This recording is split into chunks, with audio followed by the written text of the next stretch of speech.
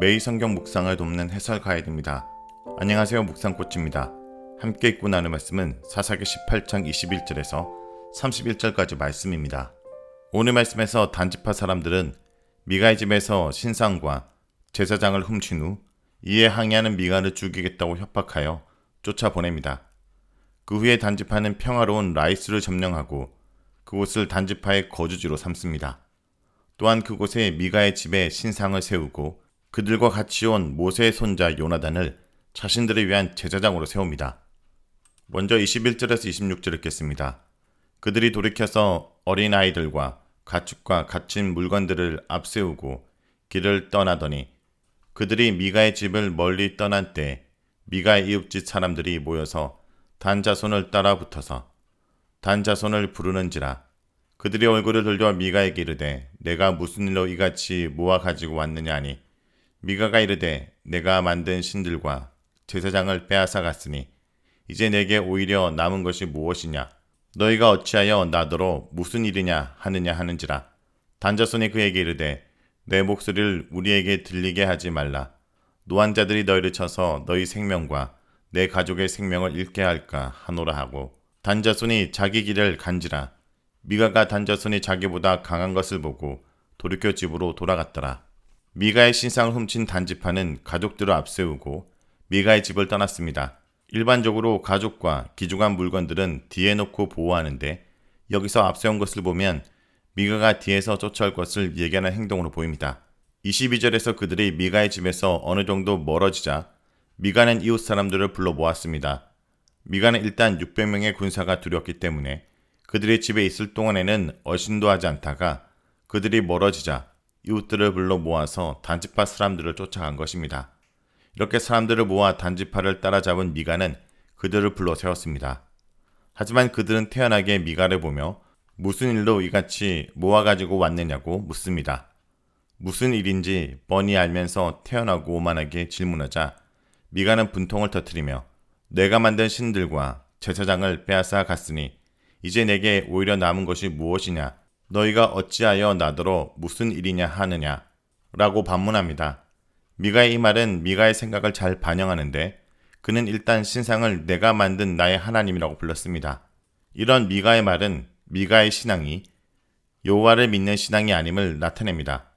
여호와의 신앙에서 하나님은 하나님이 만든 피조물이며 사람이 만든 신상은 결코 신이 아니라 단순한 물건이기 때문입니다.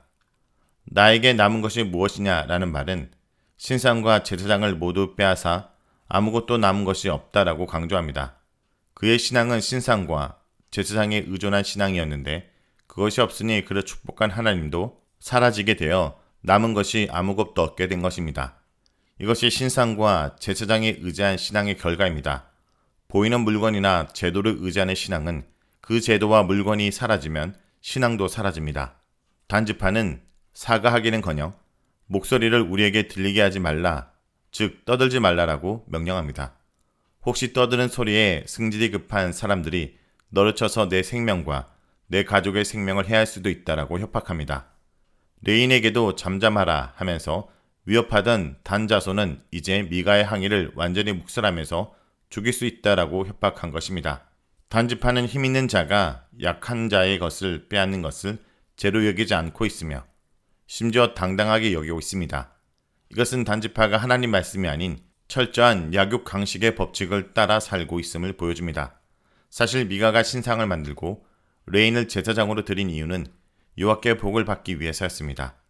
그런데 여호와께 복을 받기 위해 만든 것 때문에 이제 미가와 그의 가족은 죽음의 위협을 받고 있습니다. 축복의 수단으로 여겼던 것이 재앙의 원인이 되고 있는 것입니다. 하나님께서는 미가의 잘못된 신앙에 대해 상실과 죽음의 위협으로 심판하셨습니다. 도둑질로 시작한 미가는 단지파의 도둑질의 희생자가 되어 모든 것을 잃고 빈손으로 집에 돌아왔고 이제 이 재앙의 물건들은 단지파를 따라 움직이기 시작하였습니다. 한 집안의 위험에 빠뜨린 물건들이 이제는 한 지파 전체에 영향을 주기 시작한 것입니다. 다음은 27절에서 31절 읽겠습니다. 단자손이 미가가 만든 것과 그 제사장을 취하여 라이스에 이르러 한 가구 겁없이 사는 백성을 만나 칼날로 그들을 치며 그 성읍을 불사르되 그들을 구원할 자가 없었으니 그 성읍이 베들르흠 가까운 골짜기에 있어서 시돈과 거리가 멀고 상종하는 사람도 없었음이더라. 단자손이 성읍을 세우고 거기에 거주하면서 이스라엘에서 태어난 그들의 조상 단의 이름을 따라 그 성읍을 단이라고 하니라. 그 성읍의 본 이름은 라이스였더라. 단자손이 자기들을 위하여 그 새긴 신상을 세웠고 모세의 손자요 게르솜의 아들인 요나단과 그의 자손은 단지파의 제사장이 되어 그 땅 백성이 사로잡히는 날까지 이르렀더라. 하나님의 집이 실로에 있을 동안에 미가가 만든 바 새긴 신상이 단자손에게 있었더라. 단지파 사람들은 미가가 만든 곳과 제사장을 취하여 목적지인 라이스에 도착하였습니다. 다시 한번 라이스 사람들을 항거하고 걱정 없는 백성이라고 말씀은 말합니다. 즉 라이스의 백성들은 어떤 분쟁이나 폭력도 없이 서로를 신뢰하는 자들이었습니다. 이런 라이스의 모습은 위에서 보여진 폭력적인 단지파의 모습과 대조적입니다. 폭력적인 단지파는 여기서 폭력성을 유감없이 발휘하여 평화로운 라이스를 칼날로 치고 성읍을 불살랐습니다. 칼날로 치고 불살랐다라는 표현은 일반적으로 완전히 진멸할 때 사용되는 표현입니다. 28절에서 이렇게 라이스가 소수묵책으로 당한 이유를 설명하는데 그들이 시돈 지바에 있었지만 시돈과는 거리가 멀어 무슨 일이 생겨도 도와줄 수 없었던 것입니다. 단지파는 미가의 신상을 폭력으로 빼앗았던 것처럼 라이스도 같은 수법으로 빼앗았습니다. 단지파는 라이스를 정복하고 그곳의 성읍을 세워 거주하게 되었습니다. 이 19절에서 라이스가 단이라는 이름으로 바뀌게 된 배경을 설명하고 있습니다. 결국 단은 자기보다 힘이 센 자들과 싸워서 하나님께서 자신들에게 주신 땅을 차지하기보다는 평화롭게 살던 약한 라이스를 정복하였습니다. 단지파에게는 전쟁이 하나님께 속하였으며 승리는 군사력에 달려있지 않다라는 신앙이 전혀 없었습니다. 하나님을 의지하며 승리를 거둔 많은 신앙의 유산들을 잃어버린 채 단지파는 보잘것없는 자기만 의지하였습니다. 그래서 강한 아모리 앞에서는 도망하고 만만한 라이스만 정복한 것입니다. 단지파의 라이스의 정복은 단지파가 폭력적인 성격을 가지고 있다는 사실뿐 아니라 이들에게 하나님 믿는 신앙이 없었음을 보여줍니다. 단지파 사람들은 자신들에게 신앙이 없다라고 생각하지 않습니다.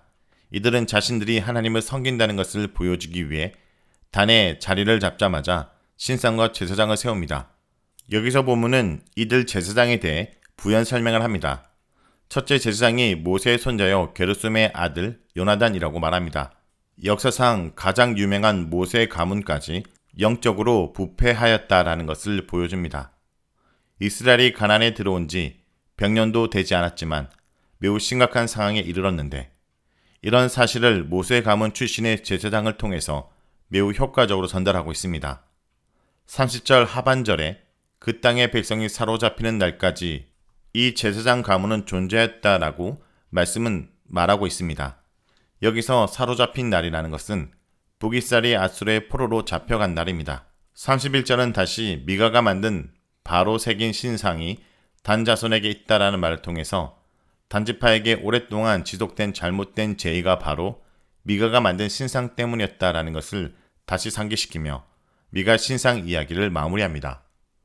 이렇게 17장과 18장은 미가의 도둑질이라는 도덕적 잘못이 신상을 만드는 종교적 범죄로 넘어가게 되었고 이 일에 레위인이 동참함으로 일반 백성뿐 아니라 이스라엘 종교 지도자들도 종교적 타락에 일조하고 있음을 보여주었습니다.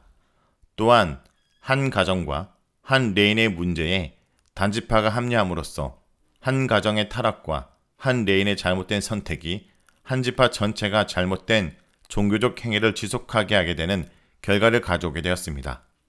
이렇게 한 개인의 종교적 타락이 점차 심화되고 확대되어 온 이스라엘로 퍼져나가고 있음을 잘 그려냄으로써 한 개인이 신앙을 바로 갖는 것이 얼마나 중요한 것인지 역설적으로 보여줍니다.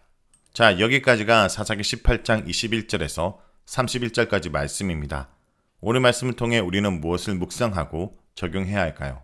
첫째, 세상보다 더 큰 힘을 가질 것이 아니라 세상과 다르게 살 것을 힘써야 합니다. 단지파는 무력을 이용해 미가의 신상들과 제사장을 빼앗더니 이제는 억울하고 부당하다며 항의하는 미가를 협박하여 돌려보냅니다. 단지파의 야비한 행위는 자비가 사라지고 힘과 폭력만 난무하는 사사시대의 실상을 보여줍니다. 힘의 논리가 진리인 것처럼 통용되는 세상에서 부와 권력은 누구도 떨칠 수 없는 유혹입니다. 하지만 세상보다 더 큰 힘을 가질 때가 아니라 세상과 다르게 살 때 실추된 교회와 성도의 위상은 회복될 것입니다. 둘째, 죄와 함께 쌓여가는 모든 것은 한순간에 다 무너질 수 있습니다. 단지파는 무방비 상태로 평화롭게 사는 라이스를 침공하여 백성을 죽이고 그 이름마저 지워버립니다. 그리고 그것을 단이라 이름이라 짓고 그곳에 미가의 우상을 세우고 레이 청년을 단지파의 제사장으로 삼습니다. 단지파가 새로 정착한 지역은 결국 우상 숭배의 중심지가 되어 한 가정에서 한 지파로, 그리고 장차 이스라엘 전체가 배교의 길을 걷게 되는 학은이 됩니다. 성경은 그들이 조장하고 방관하고 주도한 우상 숭배가 얼마나 끔찍한 결과를 초래할지를 예고합니다.